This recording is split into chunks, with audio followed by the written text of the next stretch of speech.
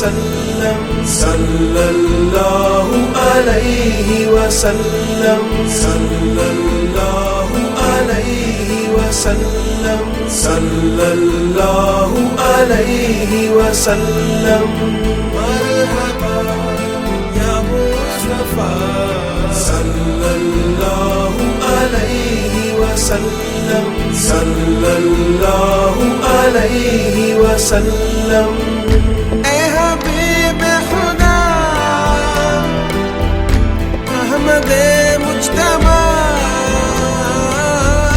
اے حبیب خدا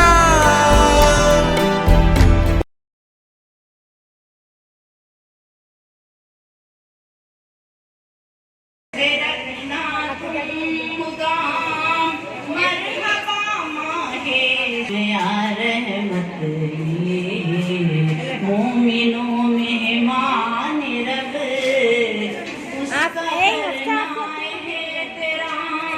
کوئی بھی ایک جگہ جاب تیرا مرحبا ماہے سیام روح رحمت کا پیام مرحبا ماہے سیام.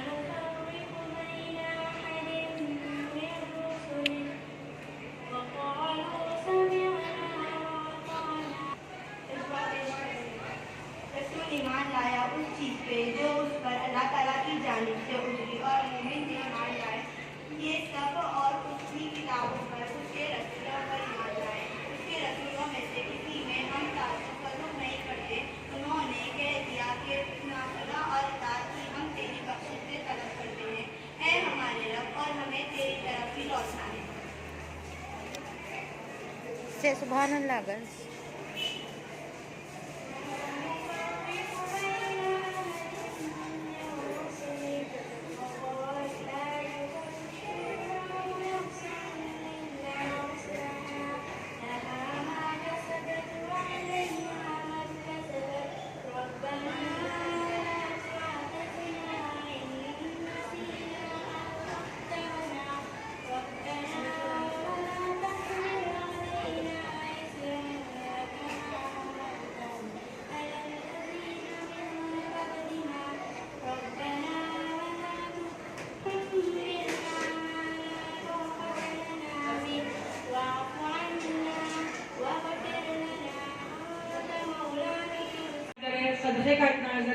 زکات کا اتنا اجر ہے، لیکن اللہ تعالیٰ نے روزے کے بارے میں یہ کہا ہے کہ روزہ ایک ایسا اجر ہے جسے میں میرے بندے کو جتنا چاہے دوں گا۔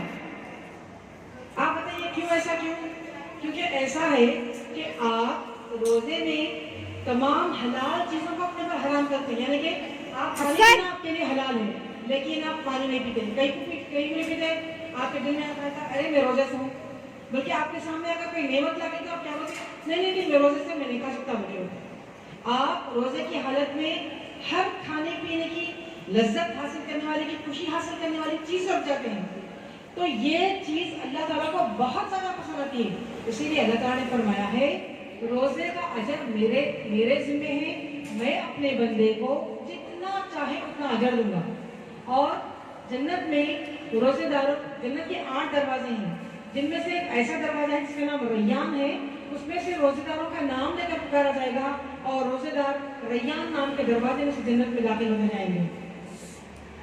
تو اور یہ کیا ہے کہ روزہ رکھنے کا مقصد میرے بچوں آج ایک اچھی طریقے سے سمجھ لو، روزہ صرف اور صرف بھوک اور پیاس، کھانا کھانے سے رک جانا، پانی پینے سے رک جانا نہیں ہے۔ روزہ ایسا ہونا چاہیے کیونکہ یہ رمضان ایک ایسا مہینہ ہے، ایک ایسا مقدس مہینہ ہے، تو میرے تمام بچے یہاں پر بیٹھے ہیں، بچے اور میرے اساتذہ یہ جانتے ہیں کہ رمضان میں اللہ تعالیٰ نے قرآن کو نازل کیا ہے، اسی لیے یہ مہینہ اتنا مقدس ہے، اسی لیے رمضان میں کثرت سے تلاوت کی جاتی ہے، ذکر کیا جاتا ہے، نوافل پڑھے جاتے ہیں، اللہ سے زیادہ قریب ہونے کی ہم کوشش کرتے ہیں۔ اور رمضان ایک ایسی رات کو نازل ہے جس میں سورہ قدر میں ایک آیت نازل ہوئی ہے، اِنَّا أَنزَلْنَاهُ فِي لَيْلَةِ الْقَدْرِ وَمَا أَدْرَاكَ مَا لَيْلَةُ الْقَدْرِ، کہ ایک ایسی رات میں قرآن پاک نازل ہوئی ہے اور وہ رات 1000 مہینوں سے افضل رات ہے، جس میں ملائکہ زمین پر اترتے ہیں اور فجر تک اپنی رحمتیں اور برکتیں لے کر، اللہ کی برکتیں اور لے کر زمین پہ نازل ہوتے ہیں فرشتے، اور ساری رات اللہ کی خیر و برکت نازل ہوتے تھے۔ تو یہ اتنی عظیم رات ہے، اس رات کو شب قدر کہا جاتا ہے۔ اور یہ تو شب قدر ہے جس میں قیام اللیل لینے کے ہم رات میں جگتے ہیں، عبادت کرتے ہیں، لیکن میرے بچوں میں آپ لوگوں کو ایک بات بتا دوں کہ عام ہمارا تصور کیا ہے کہ شب قدر صرف 27 کو، یعنی کہ جگنے کی رات جسے بولتے ہیں 26 جگنے کی رات کا کوئی بول رہی ہوں، تو میرے بچوں کو یہ بات سمجھ میں آ رہی ہے، سمجھ رہی ہے، میرے کو بھی سکون ہے، اس لیے میں آپ کے لیے بلا کے پوچھوں تو نہیں بولی میں کیا میری بات آپ کیا سمجھ رہی ہیں؟ روزے میں غلط کھانا نہیں کرنا، اچھے کھانا کرنا، ماں باپ کی عزت کرنا۔ Very nice. تو میں آپ لوگوں کو سمجھانا چاہ رہی ہوں، میرا یہاں پر آنے کا مقصد کیا ہے کہ یہ میرے جو پیارے سے معصوم سے ننھے سے جنت کے پھول ہیں، جب یہ روزہ رکھیں تو ایک ایسا روزہ رکھیں جو اللہ کو اور اللہ کے رسول کو خوش کر سکے۔ کہ ہمیں اس بار بھی صحت کے ساتھ رمضان کریم نصیب فرمایا ہے۔ رمضان نیکیوں کے لیے آیا ہے، ہمیں پلان کرنا ہے، ہر برائی کو سوئچ آف کرنا ہے، جیسے جھوٹ، غیبت، جھگڑا، بد نظری، حرام کمانا، گالی گلوچ، دھوکہ، موبائل پر غلط پوسٹ دیکھنا، سارے دن سونا، نماز کو چھوڑنا اور رات بھر فضول کاموں پر جاگنا، ہنسی مذاق کرنا اور انجوائمنٹ میں لگے رہنا، یہ سارے شیطانی عمل کو سختی سے دور رکھنا ہے اور بالکل چھوڑنا ہے اور مغفرت کی فکر کرنا۔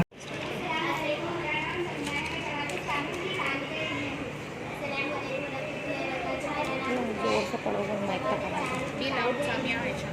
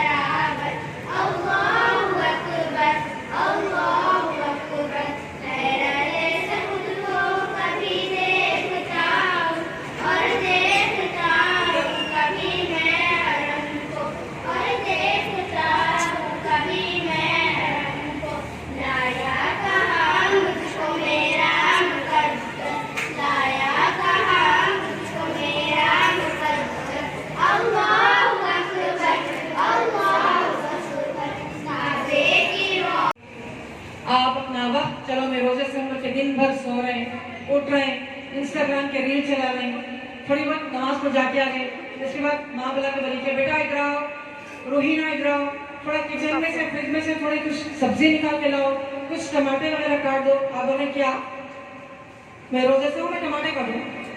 مما آر یو اوکے, میں کیسا کاٹوں, میں تو روزے سے ہوں. بولے بیٹا تھوڑا وہ دیکھو وہ گھر وہ روم کتنا گندا ہو جا رہا, تھوڑا میسی ہو گیا, تھوڑا ڈسٹنگ کر دو بیٹا, تھوڑا روم صاف کر دو.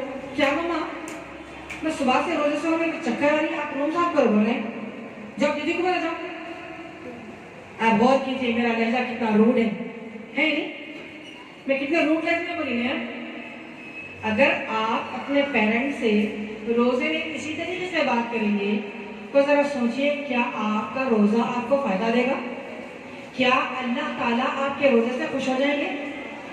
کیا دن بھر فون پہ انسٹاگرام کے ریلز اور کارٹون اور سیریلز دیکھنے سے کیا آپ کا روزہ قبول ہوگا؟